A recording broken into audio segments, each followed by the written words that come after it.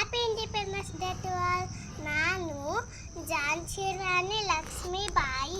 ನಾನು ಮಹಿಳಾ ಸ್ವತಂತ್ರ ಹೋರಾಟಗಾರ್ತಿ. ನನ್ನ ಹುಟ್ಟಿದ ಹೆಸರು ಮಣಿಕರ್ಣಿಕಾ. ನನ್ನನ್ನ ಪ್ರೀತಿಯಿಂದ ಮನು ಎಂದು ಕರೆಯುತ್ತಾರೆ.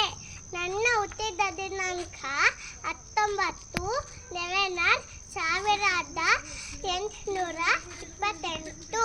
ನಾನು ಬ್ರಿಟಿಷರ ವಿರುದ್ಧ ಹೋರಾಟ ಮಾಡಿದ ಧೀರ ಮಹಿಳೆ. ಪಿರಂಗಿಗಳೇ, ಈ ದೇಶ ನನ್ನ ಪ್ರಾಣ ಹಾಗೂ ನನ್ನ ಮಾನ.